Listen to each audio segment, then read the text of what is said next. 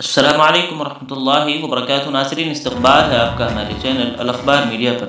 ناظرین، اجلاس مجلس عاملہ جمعیت علماء ہند نے فیصلہ کیا ہے کہ ترکی اور شام کے زلزلہ متاثرین کی مدد کے لیے سردست مبلغ 1 کروڑ روپے کی امداد پہنچائی جائے۔ ہزاروں انسانوں کی جانیں تلف ہو گئیں، لاکھوں مرد و خواتین بوڑھے بے گھر ہو گئے اور ہزاروں معصوم بچے یتیم اور بے آسرا ہو چکے ہیں۔ ترکی اور شام میں قیامت خیز زلزلے کے مناظر سے آج پوری دنیا غمگین ہے، ہر طرف آہ و بکا و گریہ زاری ہے۔ ہزاروں انسانوں کی جانیں تلف ہو گئیں، لاکھوں مرد و خواتین بوڑھے بے گھر ہو گئے اور ہزاروں معصوم بچے یتیم اور بے آسرا ہو گئے۔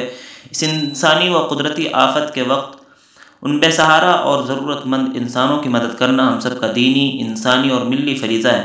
اسی احساس کے تحت آج بتاریخ 9 فروری 23 اجلاس مجلس عاملہ جمعیت علماء ہند میں ان شہیدوں کے لیے ایصال ثواب کا اہتمام کیا گیا اور فیصلہ کیا گیا کہ اپنے ان ضرورت مند بھائیوں کی مدد کے لیے سردست مبلغ 1 کروڑ روپے کی امداد پہنچائی جائے۔ اس موقع پر جمعیت علماء ہند تمام اصحاب خیر اور بہی خواہان حضرات کو متوجہ کرتی ہے کہ متاثرہ شامی اور ترک خاندانوں کی مدد کے لیے امدادی سامان پہنچانے کی ہماری اس مہم کا حصہ بنے۔ اللہ تعالی ہم سب کو ان بلیات و آفات سے محفوظ رکھے، آمین۔